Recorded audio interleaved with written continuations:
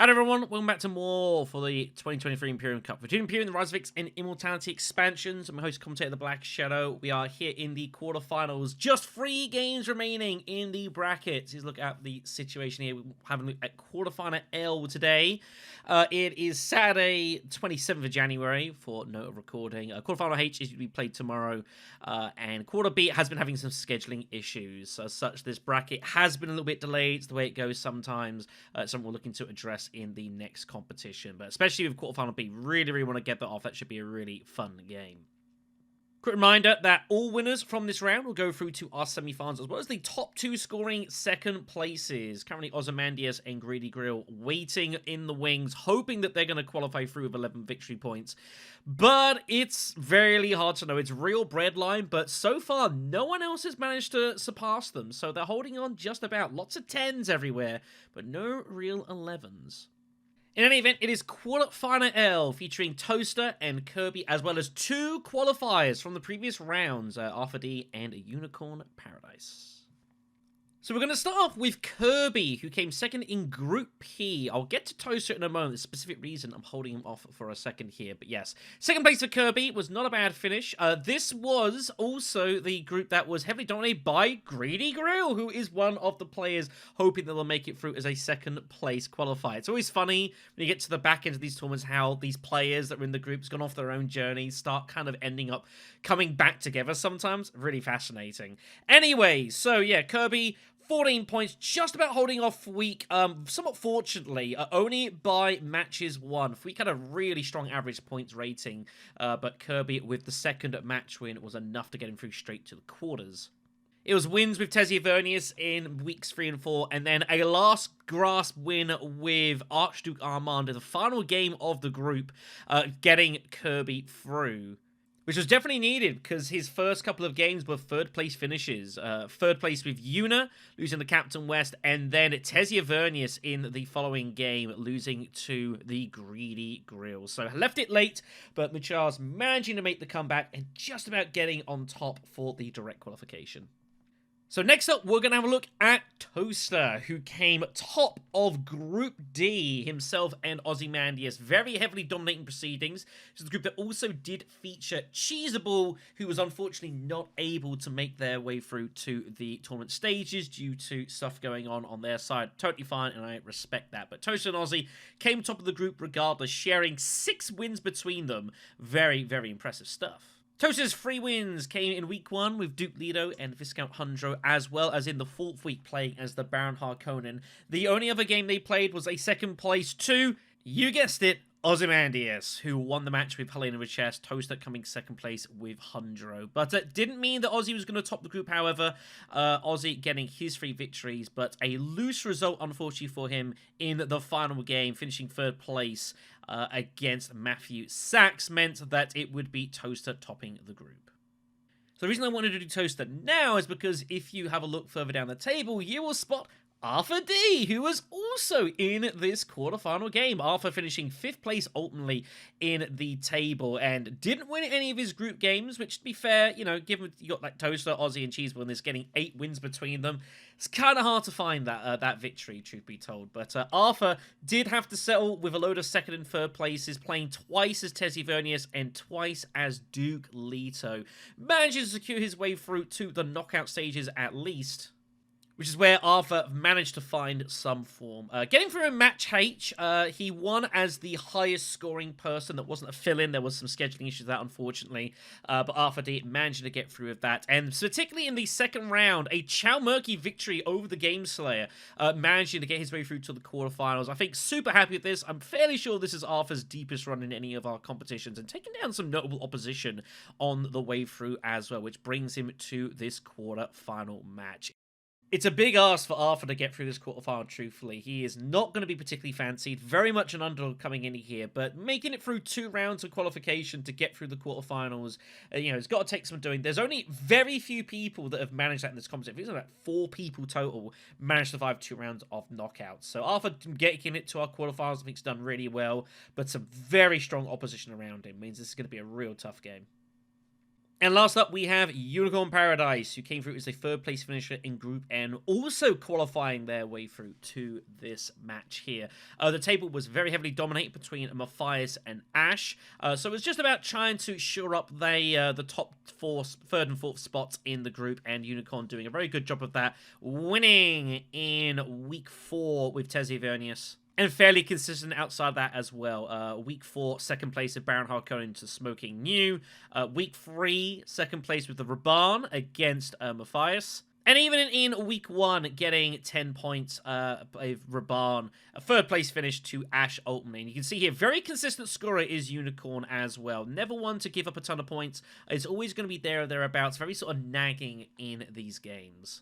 It was just what was needed in the second knockout bracket as well, as you can see here. Very, very tight affair, but just about coming up on top here with Helena, meaning that he's battled his way through to this quarterfinal game, which is going to be, I think, a pretty decent result for him.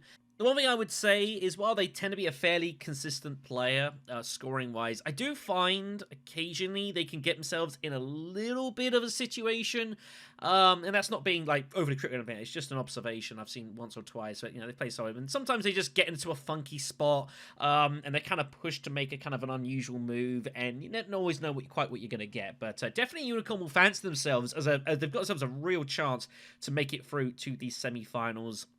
I think Toaster's got to be the favourite coming into this, though. You know, the form player coming through has played plenty of rank, I believe, as well. Definitely curious to see how this is going to go down.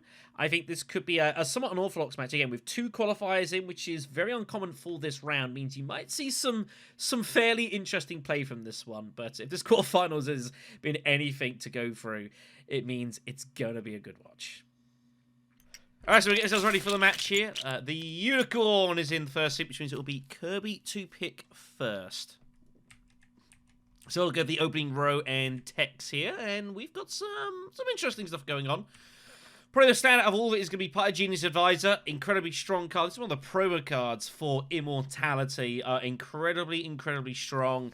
And looks to be, like, by far the best card that's out here. People we want to go for this very, very early. Slick Farmers can be pretty good. It's a nice way of generating money and generating some beetles. Better for some leaders than other, however.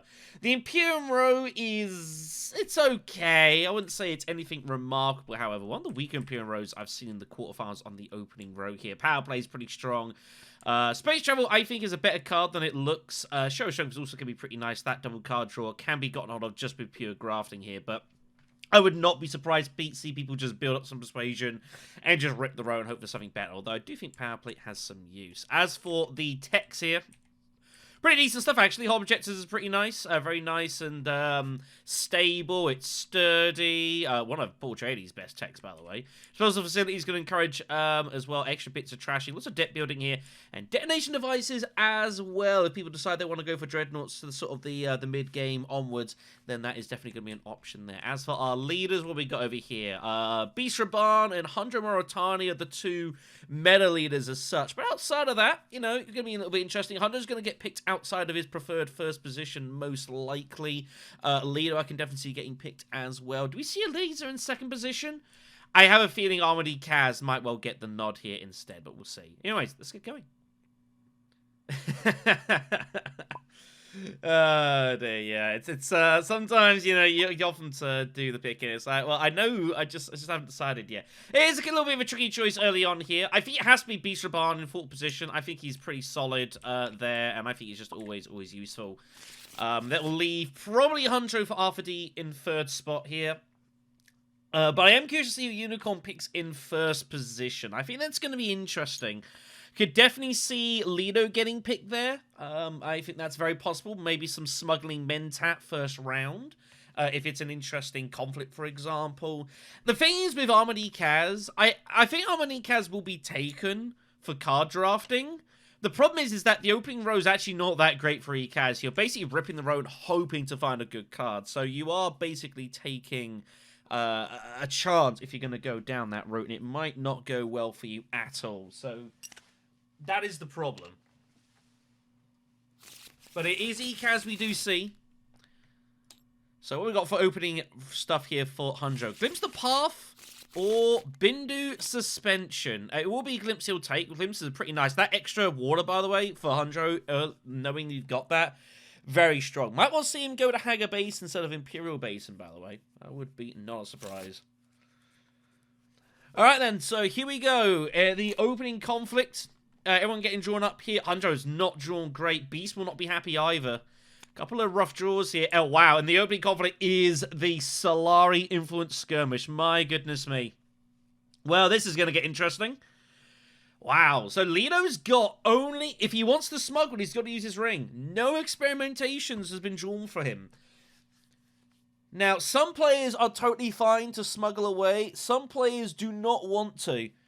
I gotta say, though, that if he decides not to, second place is going to be getting all of just everything. Well, it might mean that Leto goes full space instead. And you might see that. I mean, it's very possible you might well see Duke Leto go full space early here, but it doesn't really make a ton of sense. You're kind of waiting for someone else to do it and then for you to chase back afterwards. And hence Hardy Warriors. Wow. So what Duke Leto's trying to do here is going immediately for the conflict, and he's hoping to get to Imperial Basin.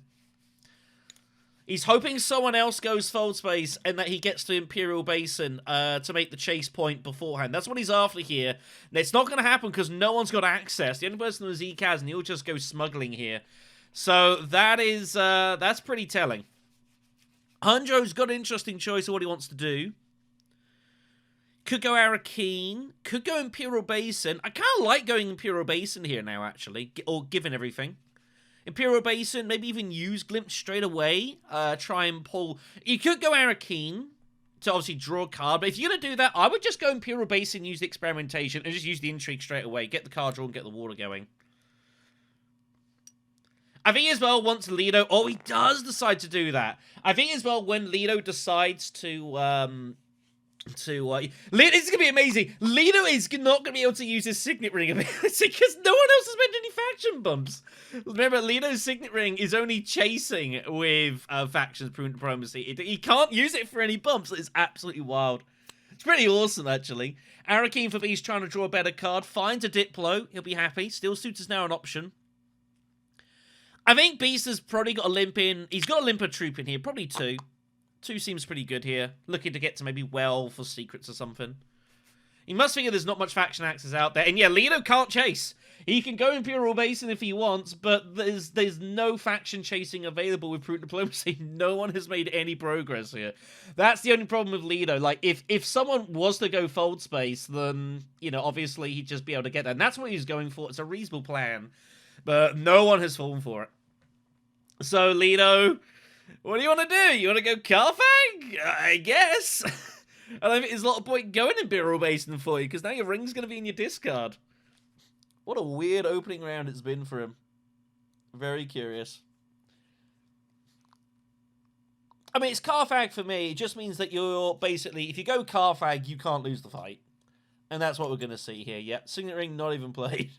Can't bear to do it. He takes the Bindu that Hundro left. Puts in a 5th troop. That he is terrified of Beast having his ring. Absolutely terrified. I can understand Leto being this heavily committed, but I don't know if this is going to get him to shipping anytime soon, though. That's the only problem here. Feels very expensive. Ekaz just wealths it. Wow. Doesn't even bother with shipping. That's pretty wild. Hundro's going to glimpse here. He's got to look for a faction access card. If he can get access to a wealth here, to get Fold Space, it's huge. No. I'll give him a hand here. ArthurDee's connection to this game is not great. He's lagging a little bit here. He finds his other experimentation, though, so he's off to Imperial Basin. Just going to get them done and dusted. But no ring, no faction access. That's a little annoying. I wonder if you might see Hundro try to go Wealth Mentat next round to get everything used. Be interesting to see. At least he's got both experimentations off and it's done and dusted here. Bumps upwards on the track. That's a little interesting. Don't see that all the time. Usually people are going down for the Beatles, but he has eyes on Piter de Vries. Pyogenius Advisor is clearly in his game plan here. No doubt about that. There are worlds he redraws an experimentation. Beast has his Diplo.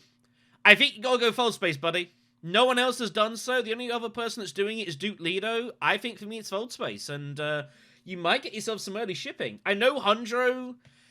It's kind of weird. Like, the problem is, so what Beast is worried about is going Fold Space, and then Hundro just goes Fold Space ahead of him, but that Fold Space card is still good for you. What else are you doing here? Steel Suits for Great Flat, I guess. That's the only thing you could consider doing, is Steel Suits for Great Flat Conspire. That's the only other option, but I think Fold Space is also just... It's just totally fine.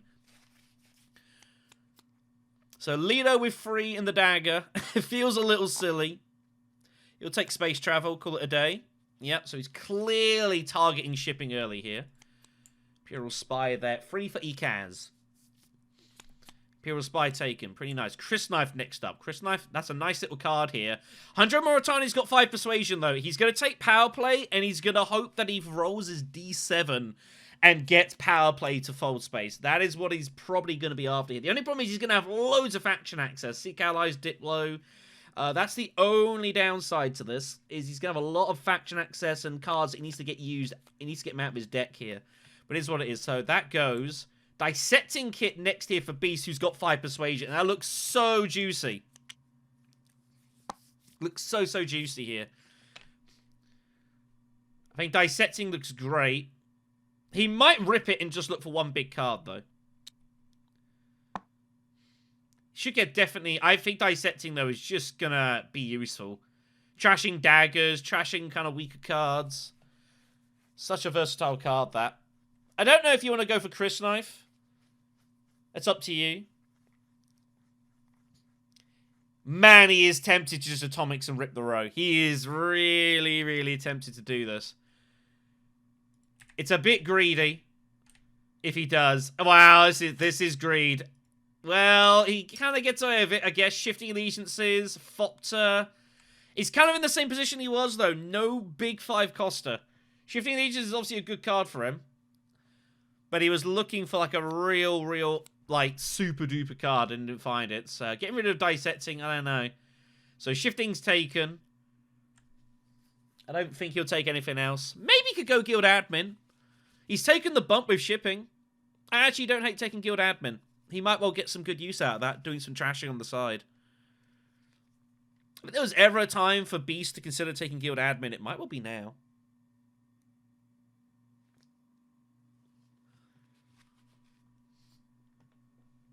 I don't hate it.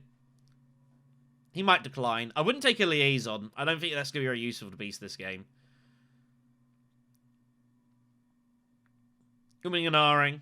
Kirby taking this game very seriously, by the way. I can't exactly blame him. I cannot exactly blame him here. This is a big game for him, you know? Coming into our quarterfinals. You can tell he's taking this very seriously, trying to put a lot of thought into everything he does here. Spotlight on semi-finals awaits, and he would very much like it. Combat is resolved. Beast Lita does take the bump with the spacing, but it's an expensive one. That was a very expensive bump. Round 2. Oh, boy. It's Trade Monopoly. Well, this is going to get funky.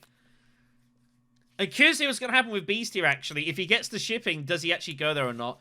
Ekaz obviously has to smuggle for his Swordmaster, so Coordination is now just straight online for Armored Ekaz here. He's not going to worry about going for Piter. So this is it's a good start early for Ekaz here, getting the smuggle here. Again, I don't hate Lido not going smuggling, but when it's the money conflict as well, it is kind of tricky, because he's just got to get any reward, and it's just Swordmaster. It's such a big boon for Armored Ekaz. Does Hundro block Fold Space? He does block Fold Space. Okay, not the worst thing for Beast here, so Beast has got an interesting choice. If Beast could win this conflict, he can get himself ready for Swordmaster next round.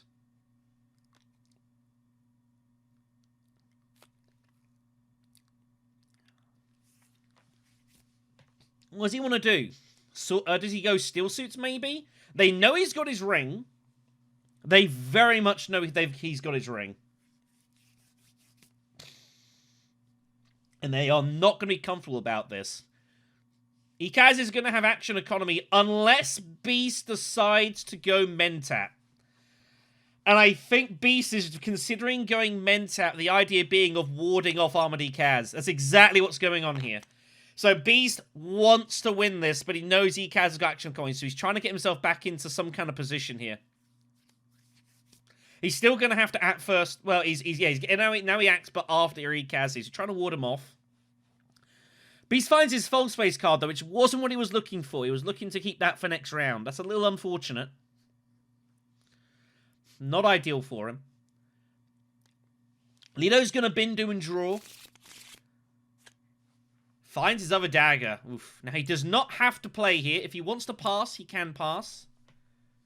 I actually don't hate Lito passing. And he does opt to just pass his turn. So he's kind of basically like his own little mini Mentat here. Kaz Swordmasters. Very pensive around this. Hunjo's got his Diplo and his Signet Ring. He's got to make a choice what's more important here. I think the Signet Ring is probably more important because you're planning for power play and shipping to cash in and get hold of the Spacey Alliance, right? So I think for me, it's Signet Ring. That's the way I would look at this. I think for me, Signet Ring, and then next round, power play, do shipping, rock and roll. But he declines, he disagrees. I think Signet Ring I prefer here. The alternative is that Honjo Moritani considers trying to take advantage of this and just absolutely rips into this conflict. But it's scary when Beast is, he's got his ring, and that's what's difficult here. Beast has his ring, yet Honjo, I think this is the wiser option. He'll go Carfag, try and pick up something decent. Secret Forces is found. It's probably not what he was looking for. You got to put something into this conflict here. I think you put in like a couple of troops. I think it's well worth it for the water. But he might decide not to and just wait. But it's a lot to give to Lito for free. I think you've got to put in at least something in. You've got to charge a price for Lito here. That's exactly what happens. I think Lito might well go in. He's got both his daggers. I think if Lito can get to Steel Suits, he might well do it.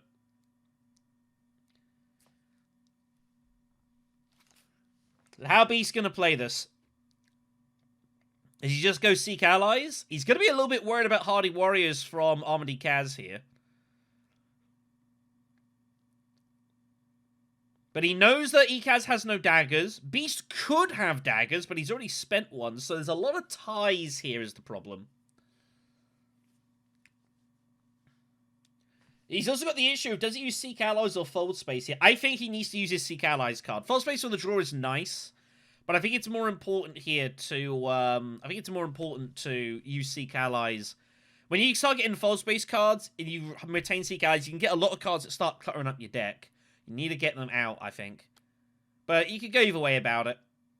I just think I prefer Seek Allies, but it's a minor thing. Yeah, and that's what I thought. Beast Raban was a little bit shaken by what just happened there with Honjo Moritani, so opts to go Hardy Warriors. He's going to absolutely blast it in here. He might not even use his ring. He's going to try and use Seek Allies now to like go to another faction space like Secrets or something. But that's what's going on here. A little bit perturbed by that. Lito Dreadnoughts. Okay, he's still got his Seek Allies.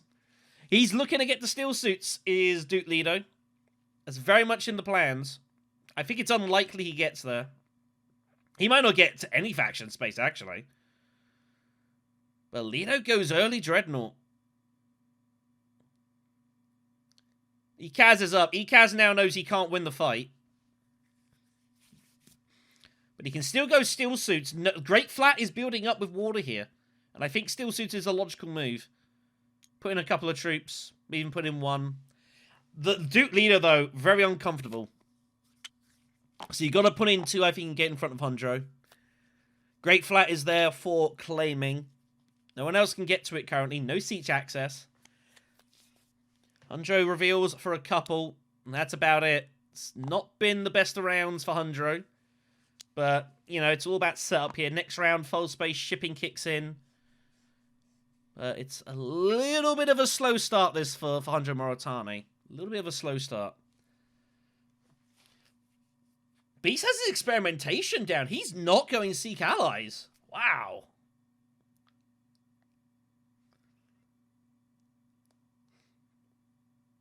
Not interested in secrets or wealth? I mean, you don't need wealth, because you can just go up and down and just claim the shipping and get your money that way, but not interested at all in going secrets? He hasn't done any experimenting yet, I suppose. Is Beast Reborn eyeing up some selective breeding? Oh, there's a problem for Beast. All his council access is in his hand.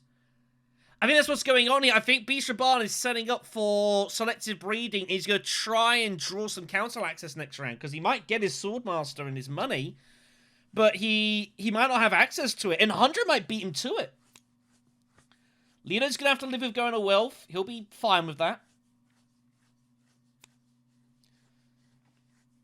He'll have to be fine with it. He's got nowhere else he can go. It's the only legal spot outside debt negotiation. Ekaz with free persuasion will take a Benny sister. Web of Power appears. First big card. Ekaz already considering ripping the row. People are absolutely mortified of Web of Power here. But Hundro can't get it.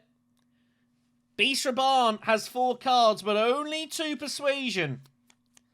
Does Beast Reborn rip it? That's such a scary card to give to Duke Leto. He's got 4 cards in hand as well. He's used Seek Allies and Dagger. Could well have it. Oh, and he does! And the Unicorn gets it. The Unicorn says, thank you very much.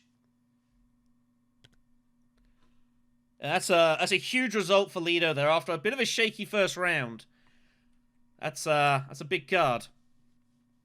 That's a very big card, especially for Duke Leto. That is going to be online very quickly. So, no combat to be played here. Beast will take the reward, gets a troop back. Water and Intrigue for green. Picks up Gruesome Sacrifice. That's not too bad. He is going after the Talaxu Spice. Hundro just gets the water. And Beast goes up and down and does take the cash. So Beast hoping he finds council access and hoping that he beats Hundred to it. Oh, he had it shifting allegiances. Oh, okay. No. All right, my apologies. All right, so that's why he went Imperial Basin. I forgot. Yeah, he has shifting allegiances, so that's what's going on. My apologies, everyone. I'd forgot that he had acquired that card. Truth be told, I was a bit late to this game. I thought this game was starting at 3 p.m. And it wasn't. It was at 2 p.m. I got my GMTs and CETs mixed up. It was a bit messy. Anyway, so 100 Moritani, obviously, as we said, is going to power play the faction. Does find shipping access, just about. So Beast doesn't have to do Swordmaster right now if he doesn't want to. He can take another action if he desires. I like the idea of going Steel Suits, because 100 Moritani is surely just going to ship here, and there's no way for him to get involved. Beast does not have to worry. There's no one that's going to suddenly magic 4 or 6 Solari out of nowhere here. So I think Beast Reborn is fairly safe. The only thing he could lose to is 100 having Expedite. Is literally it. Not prepared to take any chances. So what alliance is he going for here? Surely he's just going to... Well, he's got a tricky spot, actually. He could just go all in for the Fremen here. And he does. He's willing to give up the shipping access. So Duke Leto is surely going to Signet Ring and chase now at probably Imperial Basin and get his Dreadnoughts in.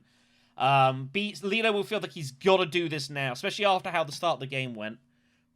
And especially if Beast Reborn is happy to give up the shipping access. Leto's got to jump on this very quickly. With no water, Imperial Basin is a key spot for Duke Leto. He would not want to have that blocked by his opposition, who have got actions on him now.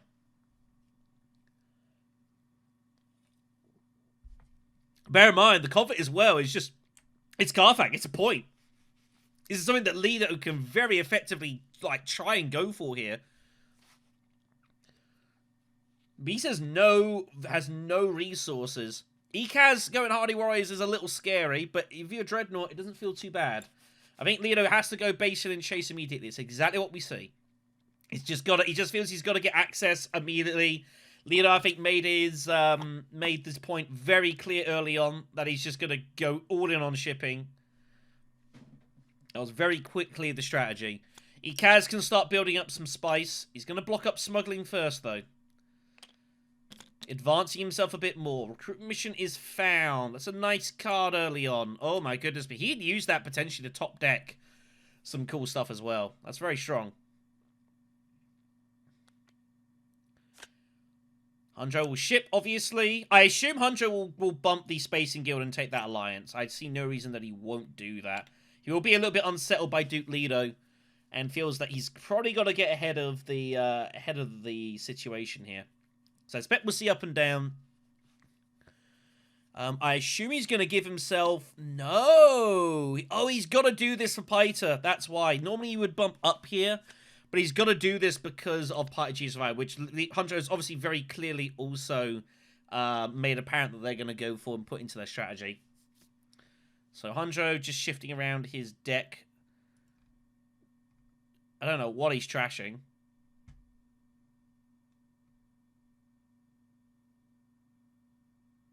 Oh, he pulled it around. He didn't actually pull it out. There was an assassination mission?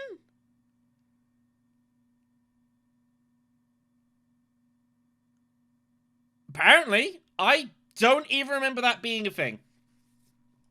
Truth be told, I honestly don't even remember seeing that. Okay.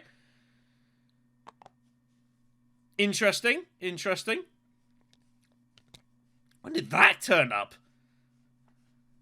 It must have been after an Atomics or something. I just missed it. I don't know. Don't remember even seeing that in the opening row, truthfully. Anyway, so he does take the spacing bump. Beast will steal suits, gets 2 water, gets the alliance going. Beast will be fairly happy with this. Knows he's going to get at least a spice for his trouble. Interesting to see what Armored Ikaz is going to do, and it'll be interesting to see if Lido is going to put in more pressure. He's got all his faction access, though. Yep, and he's looking. I think Lido should consider going at least secrets. Secrets, I think, is the good way to go. The idea being that if Ikaz is just going to go over the top of you, he's just going to go over the top of you. He's got 2 injuries as well, which is uncomfortable. It's going Carthag is an option, but if you're going to do that, I think you might as well go like secrets or something. Wealth is also fine. That way you're getting yourself ready for your Swordmaster, which is going to delay Hundred Moritani, which I think is also relevant. Ikaz is going to go Hardy Warriors, however. He's got Gruesome Sacrifice, so in case he's beat, he gets his stuff anyways. He's happy with however this goes, which I think is yeah, totally fine. Obvious move is obvious. So 100 Moritani is going to reveal for 4. I imagine he goes for Negotiate Withdrawal. Maybe he goes Gunfop to once in a blue moon. He's obviously going to take Paita. Ikaz has another action as well, by the way. So Ikaz will know that they're good. So Negotiated, I think he'll take. Yep. And I assume he's going after Paita. Yep. As expected. Oh, wow. Talaxi Infiltrator comes up next, by the way. And Lido will be more than happy to accept that.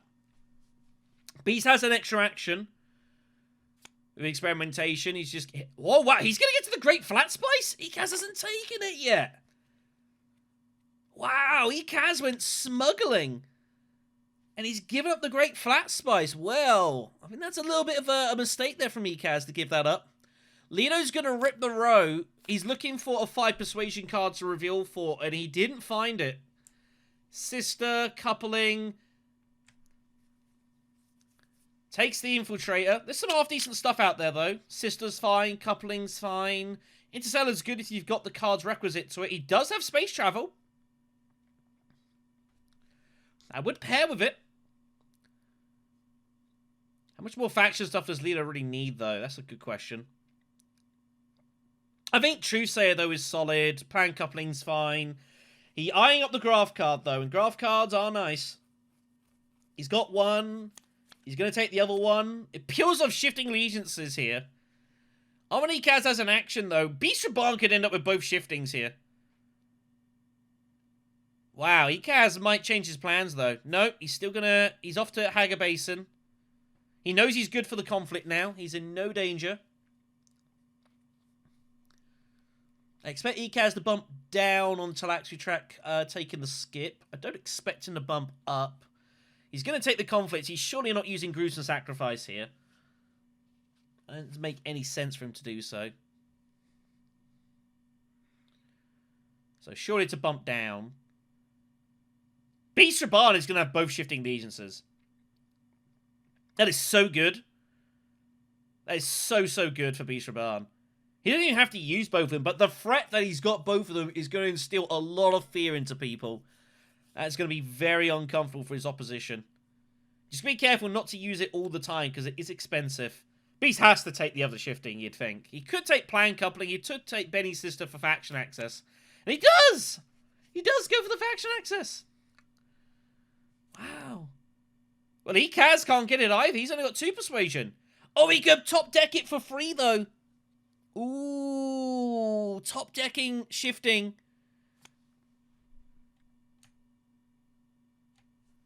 He can't afford it right now. And there we go. There's the recruiting mission. I knew it was what he's going to do, but I had to say that he was going to do it. He will top deck that. Coordination is on for Ekaz. I can't tell him. This is why you see people put these markers in front of the pass round thing. You see this from time to time. This is people trying to remind themselves about coordination. Some people do it. Some people just remember. Some people don't. You know. It's a thing. Anyways, nothing to be played here. Ekaz will take the conflict here at Carthage. So huge result for him. Very, very big one here. Ekaz, I think, is becoming perhaps an early favourite here. The early conflict's really good. Fairly cheap as well. What?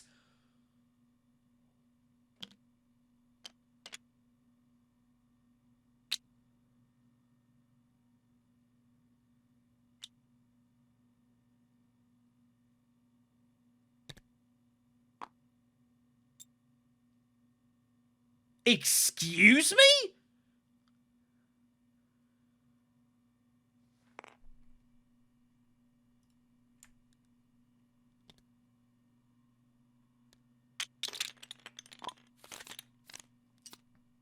I cannot believe that just happened.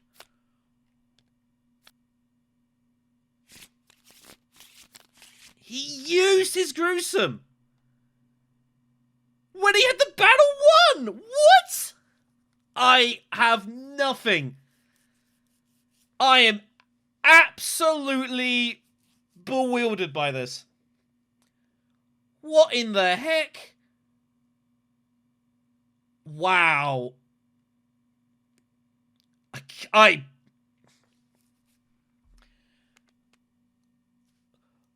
Well, this is going to be an interesting end of this game, isn't it? What in the... Oh, wow. I mean, if you were tied, sure, but he would won it. That's pretty insane. Beast is off to buy some techs. He's off for holo projectors, trying to improve his deck quality. Lino's got a choice here between shipping and going to Swordmaster. I think given that Lino is... It's only Lino and Hundro left for Swordmaster for me. All day going shipping. Lido could even get back to Mentat anyway. So for me, it's shipping all day for Lido. If it was like everyone was waiting for Swordmaster, then yes. But it's literally you and Hundro. So for me, I'm going shipping this time.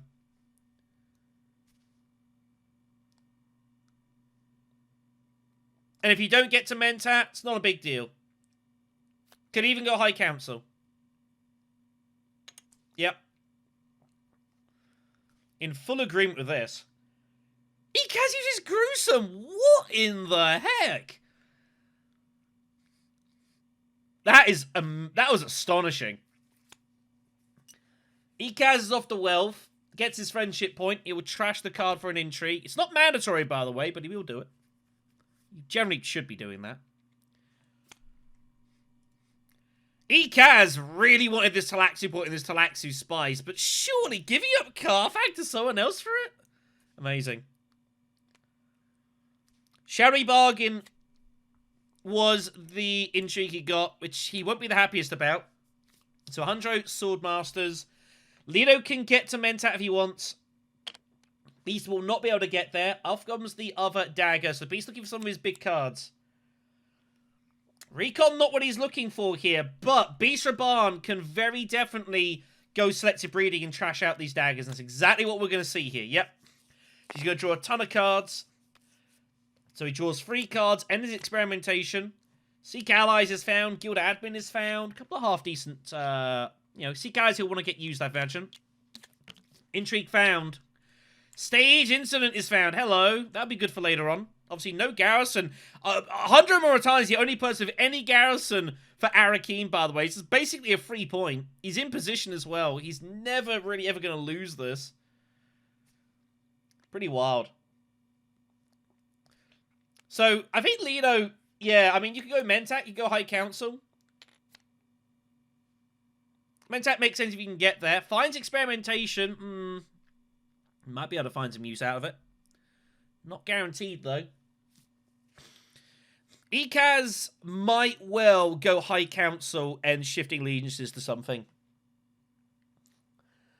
I think Ekaz has got plenty of money. He's already got his Swordmaster going as well. I think High Council is fine. Ekaz is going to need to buy a Spiceman's Flow, you'd imagine, somewhere. And this is not a bad spot to do it. What's he planning to do with Shifting? Is there any world where he could go for the Emperor Alliance and challenge his conflict? I don't think so. Is there any world he decides to fight Beast or Fremen? Also unsure. Does go for the Alliance, however. Go for High Council even, sorry.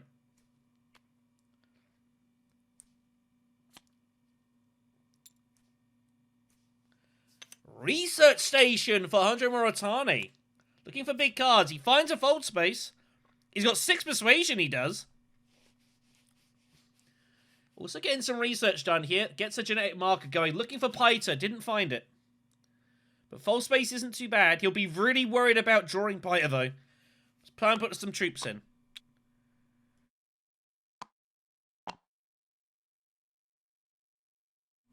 Man, it's been a weird game, hasn't it, so far?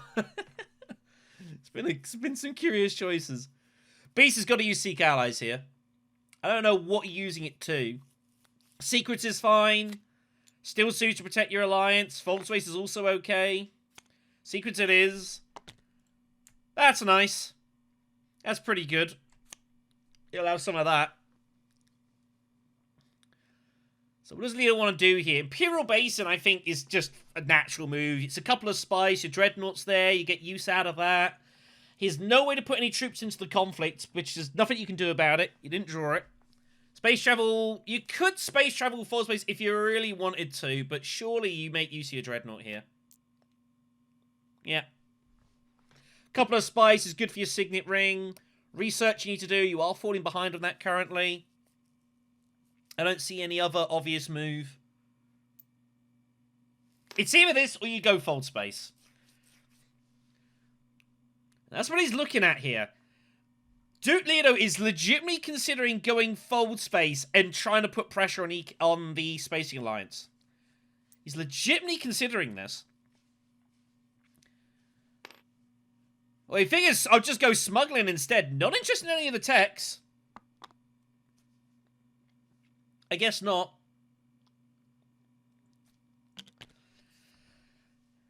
I guess this is also fine. I don't hate it. Imperial Basin. It says the smuggling's still there. Yeah, it depends how you see it. I've got no issues with this. It's an obvious place for Ekaz to go, I guess, in theory. So Shifting Allegiances has to go to Basin, pretty much. He's not spending his water, so Lito's going to get his spice anyway. So a shrewd little move, that. Nicely played. So what is Ekaz going to go for alliance-wise? Leto took the bump with the Emperor, by the way. Now, that was interesting. Surely Ekaz is going for the Emperor Alliance so you can put a troop in and get some money together, you'd think. Or does he bump up twice for his spacing access? I guess this is fine.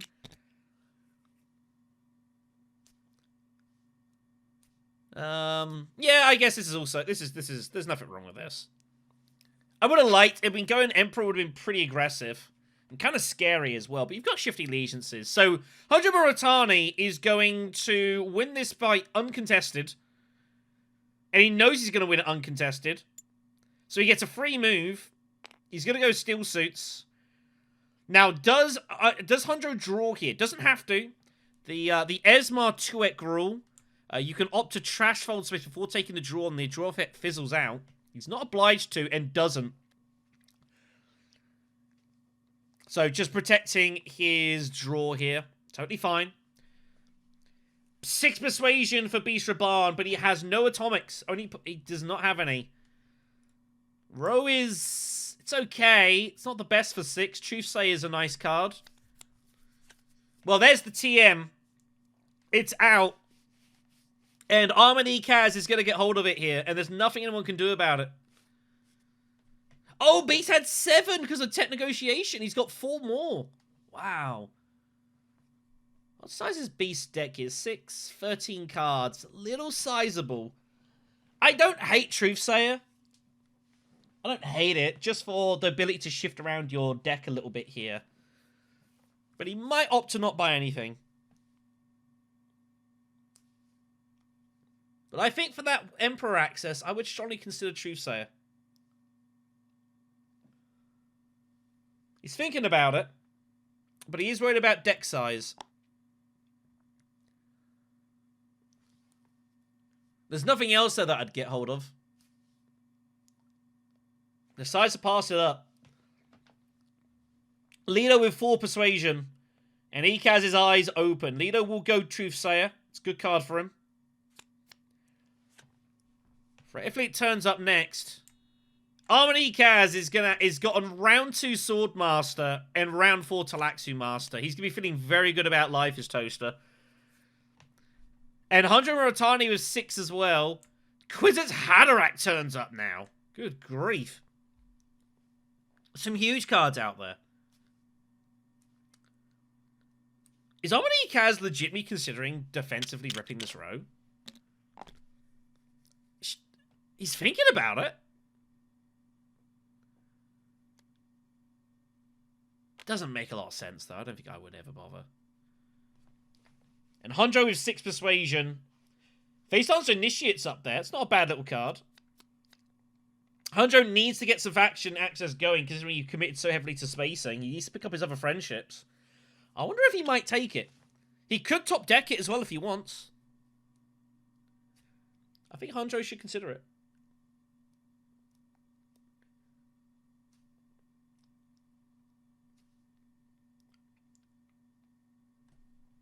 See what he finds for 6. Well, there's some options. Guild Bankers. Another Power Play. Bashar. Fufu Howat's also a really good card. Nothing I would say it's like standout, but some pretty solid stuff there. Guild Bankers looks nice, but I don't know how much good that is actually for Hundro here. Another Power Play could be good. You could just Power Play Wealth at some point and get it done and dusted. Ooh, he is lured in by Guild Bankers. And that peels off a second. Wow, there's 2 more Power Plays up there. Wow. Well, Hundro Moritani thinks, well, I can just get a point out of this. But getting the point out of Guild Bankers is harder than it looks. I suspect you'll find Hundro Moritani's looking to go High Council. Because he's got Secret Forces, he figures, well, Guild Bankers gives me every reason to go High Council with my spare cash. So I think that's what's coming here. He might send his Signet Ring to High Council and get ready for Guild Bankers and Secret Forces. Oh, he's eyeing up Slick Farmer. He goes for Slick Farmer. Okay. He can top deck that if he wants, and he does. Contaminator turns up now. I do think he might have been better off served with going for the Initiate, but whatever. Hundro gets Arrakis uncontested for 2 troops. And this curious game continues. Well, it's Flag Conflict number 3. Secure Basin now.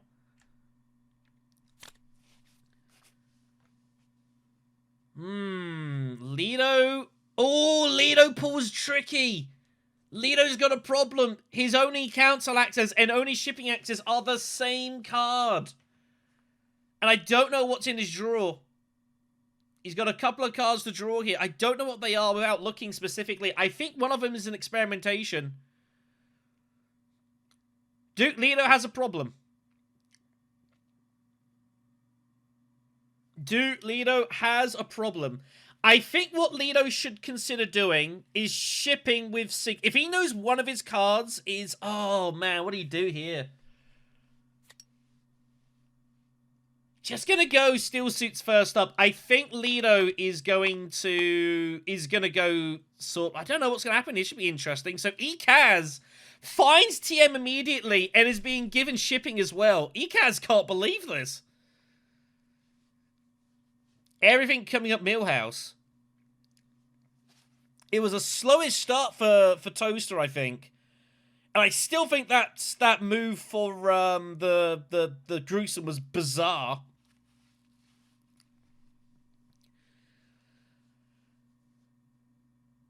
But things are falling his way now.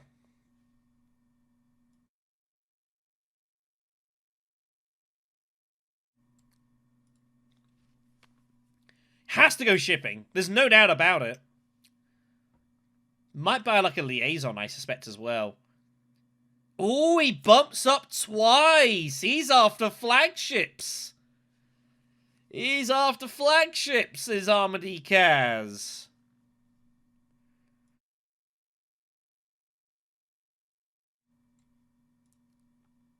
Well, well, well.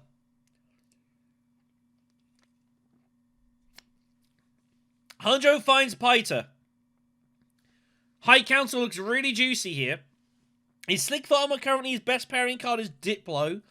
I assume that's what Hunjo's going to do, is he's going to go High Council with Piter and just draw 2 cards, research, ton of persuasion.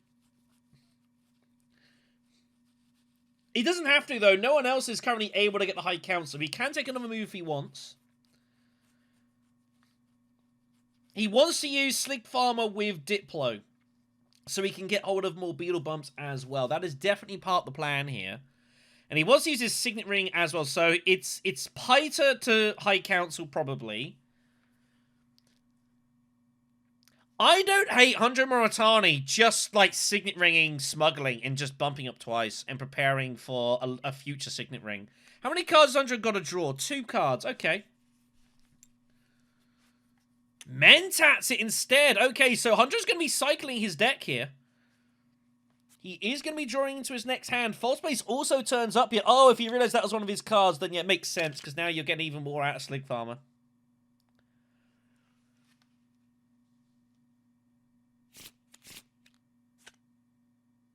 Makes total sense. Negotiated as well. He'll research down, I suspect, for some specimens, and does. Hunjo, I think, might be targeting, like, all of the points here. So Hunjo's got tons of stuff to use here as well. There is a fight to contend for. Hunjo's going to want to be getting at least 3 troops in for negotiated. Hunjo Moritani might be off to Hardy Warriors here.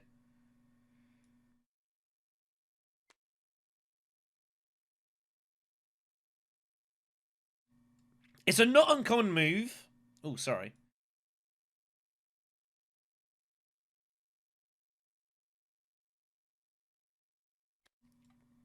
Oh, voice going a bit there. Sorry about that. So it's not an uncommon move to see people with negotiated withdrawal going Hardy Warriors. The idea being is you put in 4 troops, you retreat 3, and you hope that people forget you've got negotiated withdrawal or just simply don't know, and you get like a cheap 2nd place or even a cheap 3rd place. That's kind of what you try and do sometimes with that.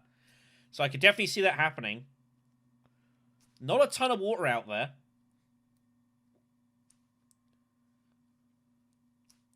Beast has options. Shifting the instances in hand, but not a lot of places to send it. He goes smuggling. Figures he's got to block Ekaz here. Has to drop down the Fremen. He's going to go back up to reclaim some water. Bit of a holding move. Just protecting his alliance, being done with it. So what does Leader want to do here? Signet Ring. So he gives up the shipping. He'll start making some chases here. So the infantry is going to be interesting. He may or may not choose to use it. Might go Carthag or something. Get himself some more money or something. Ekaz just secrets it. No. That's interesting. Ekaz does not go selective. Fine Statistician, though. Could be useful later. Interesting in going secrets are not selected there. Hunjo's got all the sorts of stuff here. False Space is coming in. I think this could well be Hardy Warriors. I have a very funny feeling this is going to be Hardy Warriors here. It just seems a natural move, yeah, and it is. He's going to put them all in. And if he is, well, either he beats Lido, or if Lido comes over the top, he can retreat here. Classic situation. And Lido is going to be in a kind of a ugly spot here. So, Hunjo effectively, he gains 7 for the card, and then spends 5 for the Beetle. Which is what's happening here. 4, 5, 6, 7. There we go. Oh, yeah, there is definitely some ping for Arthur here. Not got great connections to the host, so that is what it is. He will get an intrigue as well. Picks up Cole. That's a nice card for him. He's got a lot of money going around as well. That's really good for him. Get rid of some of these daggers. It's all going in, of course. Hunjo developing nicely here in the mid-game. Beast up next. Surely he's got to use his Diplo somewhere here. Well, Fold Space. I like Fold Space for Beast, actually. That Fold Space card's going to be good for him. Seems not a bad time to do it. Wealth, I guess you could do. The alternative is you go like Hager Basin Selective. And then just look to lock up this alliance. Also, don't hate that. When there's a second selective shifting allegiances out there, he might opt for it. He's got to build up troops for stage instance, the only problem. He could literally just Signet Ring a city and just get stage instant done dusted. But yeah, he is going selective breeding here. Opts to use experimentation and not Signet. I don't know. I think when you've got that alliance and the garrisons are this empty, and you've got Sage Instant, I think you've got to be making use of Signet Ring as much as possible. I know, obviously, you want to get the experimentations done here, but I don't know, there's a little bit of time left. I think I would have preferred the Signet Ring. Because if you're going to shift your deck around, you're not going to be seeing Signet Ring for quite a while as well. So, and Brutality. Brutality is such a strong ability with those two troops. It's so good. Leono's off to Arrakis. He's going to double draw, peeling Web of Power and Interstellar Conspiracy. He knew it was going to be his last 2 cards. Doesn't bother committing. Because he knows Hunjo's got negotiated. And Ekaz goes Wealth. He's after the Emperor Alliance. Talaxian Master's going to take this in front here. Curious to see what Duke Leono's going to do. Is Leono going to fight for this alliance? It's difficult to do so. But it was a curious bump he took there in the first place. He might go for it, Leono. He might figure, well, he's going to get his friendship with the other 3 factions. And if there's any faction he's going to fight an alliance for, it's the Emperor. Him and Ekaz might well be coming to blows here. Hunter's got a couple of actions. So, again, he's using his Diplo, and he's going to use his Signet Ring somewhere. He's got no water. He does have Siege access now. I don't hate going Siege. But he needs to send his Signet Ring to High Council. Surely he's got High Council this round. He's got 5 Persuasion currently. Surely you're just going High Council, and you're sending Diplo to somewhere. Oh, the only place you can send Diplo to is Fold Space, though. You know what? Again, double shifting's out there. I don't hate it. Ooh, but no. Imperial Basin it's going to be. Going to get those experimentations off. I mean, again, this is fine.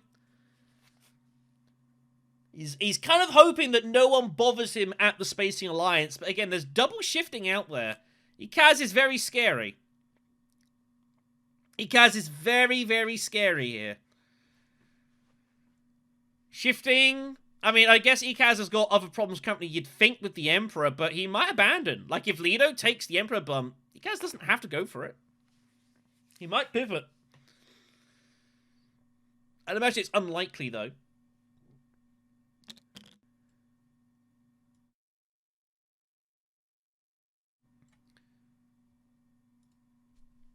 Hunter Moritani is going for all these beetle bumps, isn't he? He's going for both points. He might not go High Council.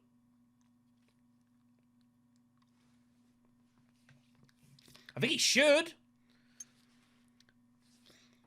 Wow, Beast. So Beast doesn't bother Diplo at all.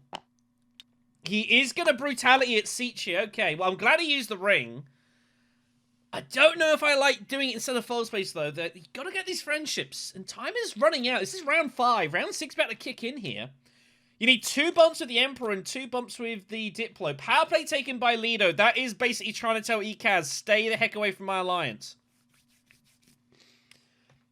That is exactly what that is. That is a warning shot to Ikaz. Do not come near this. Ikaz doesn't have to. And he thinks the better of it.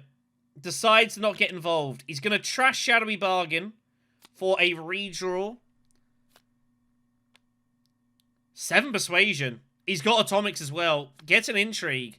Grand Conspiracy's hand. Well, he might well make that Emperor bump anyways at some point for Grand Conspiracy.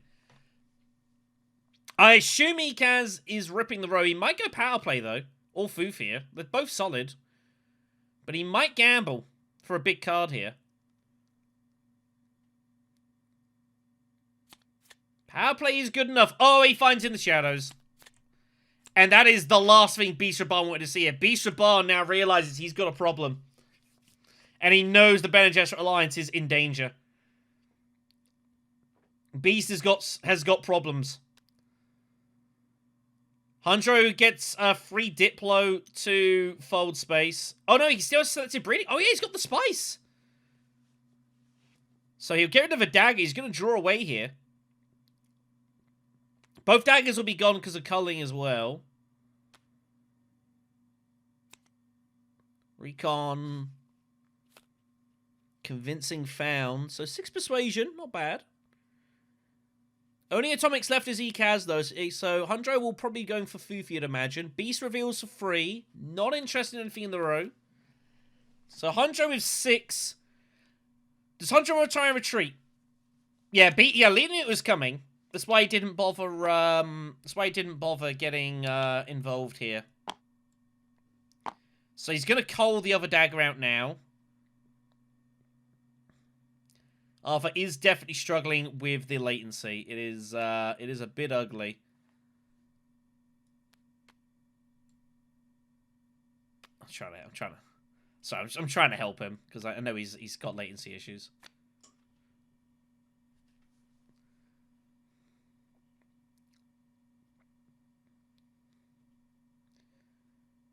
I mean, Fufi is just a solid card. Surely it's a Fufi take here. He's looking at Contaminator. I think it's too late for you to get both Talaxi. I can't see him getting it, but maybe he can. Need some luck. Fufi is the take, though. I think that's the right call.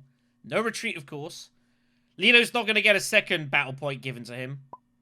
I still can't believe that gruesome sacrifice. So, nothing to be played here. Hundro takes the point. Couple of water for Lido. Water for Beast Raban as well. Great flat spice building up here. Round 6 looms. This game's pretty close at the moment.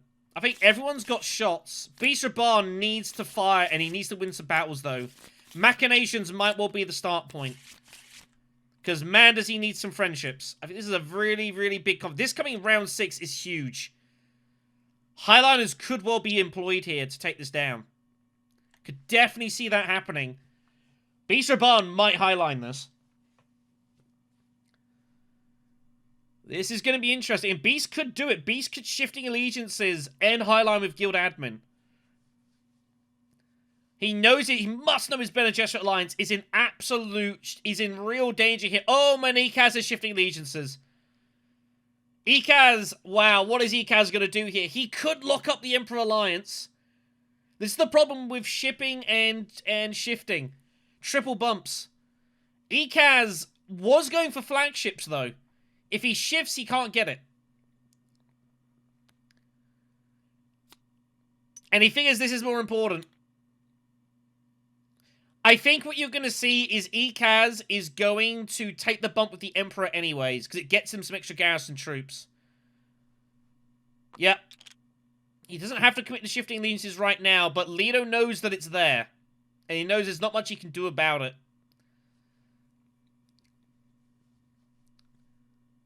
So flagships will cost him 6 spice.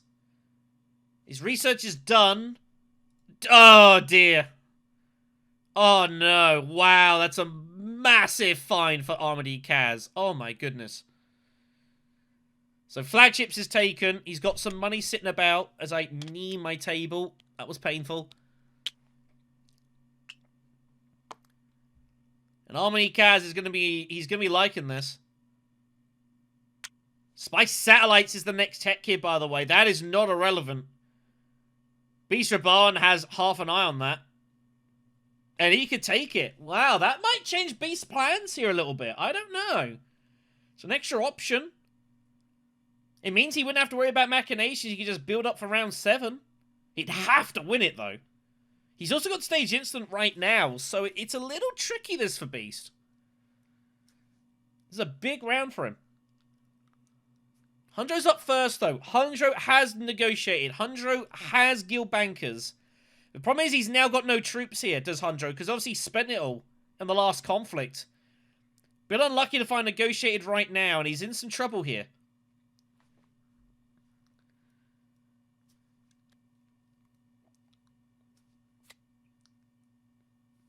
Probably just going to go Basin, I guess, to get his ring ready for next round. Yep. Seems fine. He might trash. He might bump up here and trash Secret Forces. I have a funny feeling. And he is going to do that. So he's going to have Guild Bankers just gets the point outside of this. Also just needs to get hold of a Spice of Flow somehow else. Bypass Protocol is found. Oh my goodness me. Wow, this is huge. He could actually... Oh... So he can actually... I thought he could actually there... He could have potentially... Oh no, I think it's an atomic effect. He would not have been able to play bypass in order to draw a card there. Like to top deck something and use bypass for it. Because this is an atomic effect. It all happens in one go. So I don't think that would have been allowed. Beast shifts. No, Beast just takes Great Flat and he doesn't shift. Oh, he does shift. He just takes it for a Bene Gesserit bump. So he is going to get in front here. Feels he has to. Highline is still being threatened. Poison Snooper found. It's not a bad card for Beast, but he's got Horror Projectors.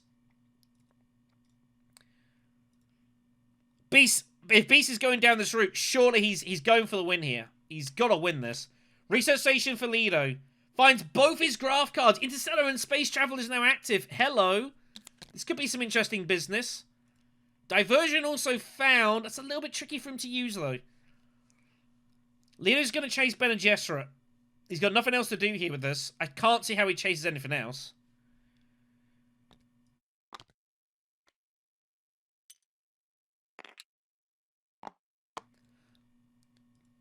Dreadnought and Troop in makes logical sense. ArthurDee Kaz has a plethora of options. But he needs Spice for shifting allegiances. War of Life will only take away. If he War of Lice, he can't use shifting. Because he's got to go Haga Basin now. Unless he sends shifting to smuggling. Which doesn't feel great. He's also got other friendships to worry about here. But I don't think he's going Haga Basin. So he's going to draw away here. He's going to see what he draws and works out from there. So it's draw free. TM found again. Spice Must Flow is secured. Wow, he's got a lot of stuff. And remember, of course, the Talaxu is now drawing. Is at the end of the Talaxu track. So he's only drawing more cards here. So TM is so Spice Must Flow is secure here. He can kind of do whatever he wants. He's reformatting his hand. But he has absolutely buckets of persuasion. Those are the cards he's never using. On the left side there. So he's got his ring, shifting, and experimentation. His experimentation is also a draw. I suspect Ekaz is just going to smuggle, take Spice, and take Emperor Alliance. That's the only thing I think he's ever going to do here.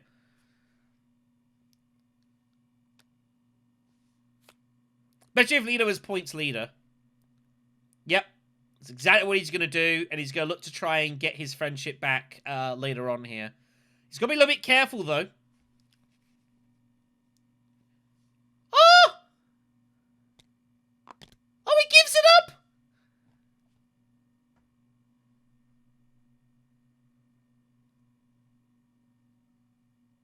Duke Leader must wonder, like, has Atreides got the great house of Ekaz, like, in the books? What? First gruesome sacrifice, and now he shifts away to target the Bene Gesserit. We did mention about the Bene Gesserit because of In the Shadows, but wow. He could have just locked it up. And he doesn't. Maybe he feels he hasn't got enough time to get everything together. And maybe he's right. Leto will not be angry. It's shifting for Hundro.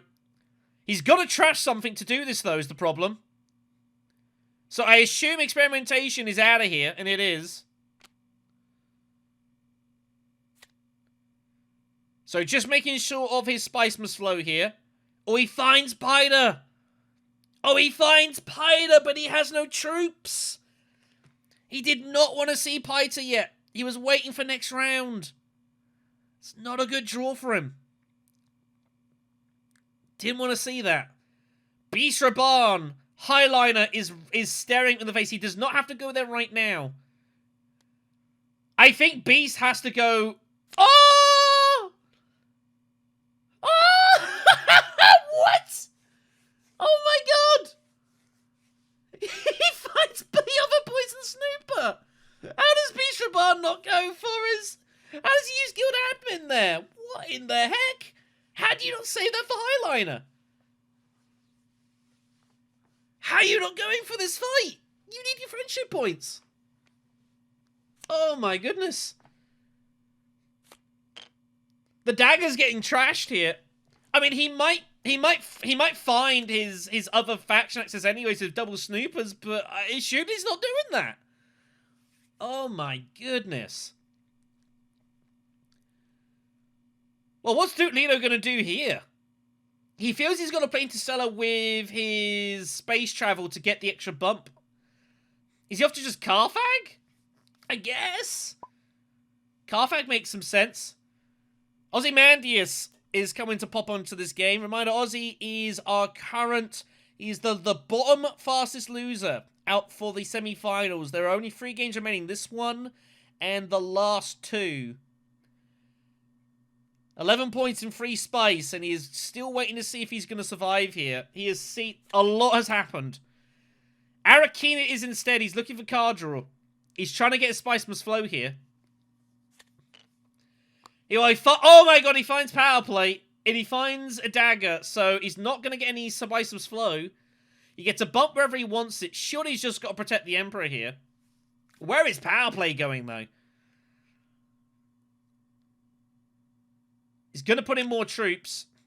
Machinations, he feels too important. Oh, no. Hundro's Spacey Alliance is in jeopardy.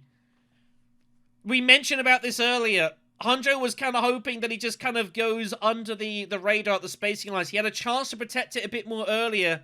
He opted not to. And now look at the situation that's looming here. It's an absolute mess. Ekaz finds War Chest. And Ekaz might get drawn into this fight. He's got flagships as well. But he can't use both. What does Ekaz do here? Spicer Slow is completely secure. He's got no worries there. He can't get his Talaxi point yet, though. How badly does he want Machinations? How badly does he want Machinations? Grand Conspiracy says, yes, please.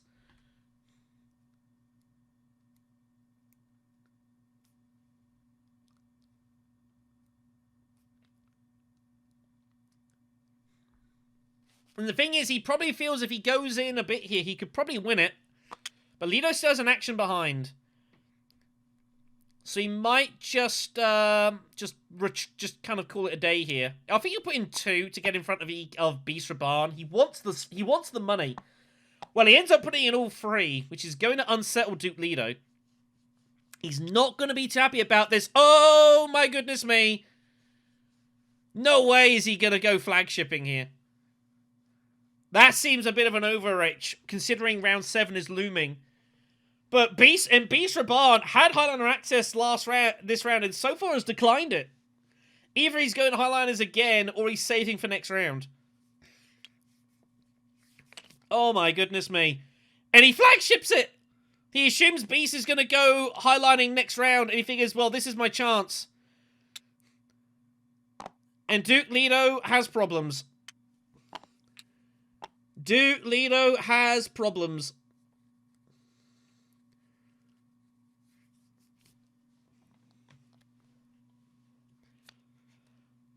Piter's gonna be used, but I can't find any way to produce any troops here, so it's just Mentat.